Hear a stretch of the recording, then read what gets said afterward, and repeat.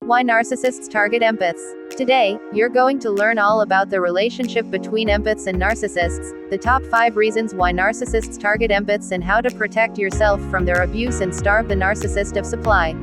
Empaths, with their strong need for connection, weak boundaries, and compromised internal strength, make perfect targets for a narcissist. To get the upper hand, the narcissist only has to emotionally bombard the empath to coerce them into cooperating with their demands. Narcissistic supply refers to the constant supply of attention and admiration needed by narcissists. Do narcissists target empaths? Because narcissists are unable to make healthy connections, they tend to target people who are more vulnerable in order to get their supply of attention and admiration. The following are common traits that make empaths ideal targets for a narcissist. Narcissists need and even demand admiration and validation to feed their sense of entitlement and self-centeredness. They will deliberately seek situations in which they are regularly at the center of attention. However, no matter how much attention they receive, narcissists are never satisfied. Once the supply is received, the narcissist will soon become low or empty. They are intuitive and have high emotional intelligence, which makes them very attuned to the emotions of others, even going as far as to take on these emotions, something that can drain the empath's energy. 2. They are good listeners and often give their attention for long periods of time. 3. They have a deep need for emotional connection with others, and they suffer when isolated. This need can sometimes be stronger than reason and common sense and usually make their boundaries weak. 4. They have more difficulty than others in keeping up with daily life and would seek out a higher power for support, which can make them more easily influenced than others. The false self of the narcissist. To gain their supply of attention and admiration, narcissists will often use a false self that is likable to attract people to them. The false self is a construct of the ego. It isn't based on the person's emotions. Rather, it is a repertoire of behaviors that make up a personality. Their emotional buttons are easier to push than those of non-empaths. This means that even the smallest attack can shake them up. When someone else shows intense emotions of sadness or anger, they feel bombarded, and their anxiety increases. True self needs safety, love, respect, and understanding to thrive, and so when the person is emotionally disconnected or abused, experiencing the true self can be extremely painful. The false self serves 2 main purposes. It keeps the person from directly experiencing their true self, which reduces the amount of shame and pain felt and makes reality more bearable. It allows a person to manipulate their environment in an attempt to get their needs met. Point 4. The clown. This narcissist would make witty remarks to put down other people and would make light of every situation to suck up your attention.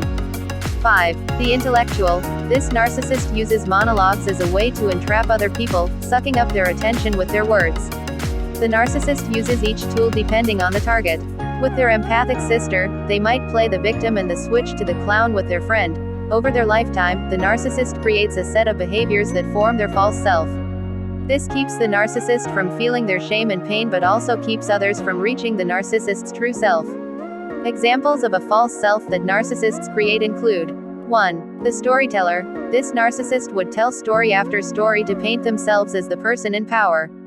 2. The victim. This narcissist would feed their victims stories of their misfortune while also rejecting any suggestions for fixing the situation. Their only intention is to keep others emotionally invested in their problems for as long as possible. 3. The strong silent type. This narcissist has a stoic demeanor.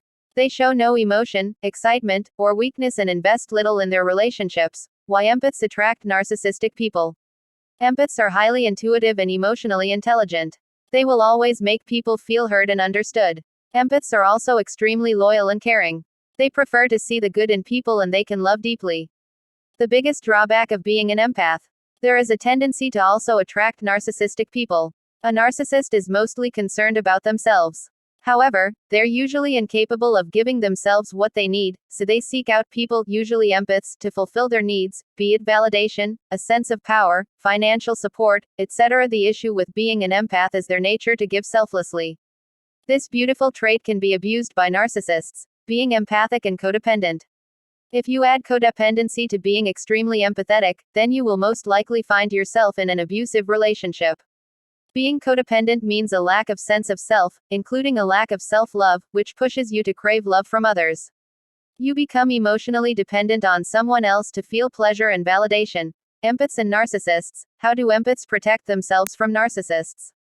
Reversing the damage done by narcissist requires creating opposing experiences and doing them over and over again until they become integrated. Number 1. Heal your toxic shame. Shame can become an identity for many victims of narcissism. It can shape most of their thoughts. They begin to feel shame about wanting or saying anything. The way to heal your shame is by facing it, by saying what you are afraid to do, say, and allowing yourself to open up to and be vulnerable again with safe people. Number 2. Come back to reality. If you used dissociation before as a default mode to detach yourself from feeling your painful emotions, you won't be able to take control of your life again unless you connect with your true self and your emotions. When you stop numbing your emotions through addictions, bad habits, drugs, alcohol, dependent relationships, etc., initially, you might feel overwhelmed with the buildup of painful emotions coming back to the surface. Number 3. Manage your emotions. The goal of allowing yourself to feel painful emotions is to learn how to manage these emotions now and in the future.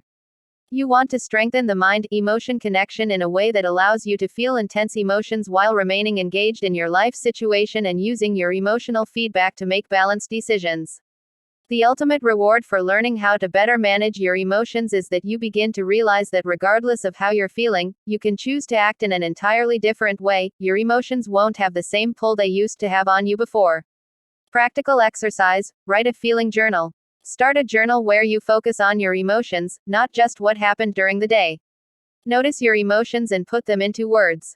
Doing this consistently will strengthen the mind-emotion connection. Related: how to feel your feelings and sit with painful emotions. Top 9 difficult emotions. Number 4. Develop a healthy ego. When you learn how to manage your emotions in a healthy way, these emotions will no longer overwhelm you, and you will be able to think clearly and effectively. As a result, when someone attempts to emotionally manipulate you, you will be acutely aware of it. People to avoid as friends are people who are you quick to be agreeable and wish to become best friends without spending enough time together. Rarely inquire about your life and well-being. Consistently switch the topic back to themselves. Ridicule you and put you down. Will not emotionally invest in you. Instead, look for people who appreciate a wide array of your qualities. Laugh with you, not at you. Accept that physical and emotional space and boundaries should exist in a friendship. Can show compassion when you express difficult emotions. Don't place heavy expectations on you. Number 5. Develop an independent sense of self.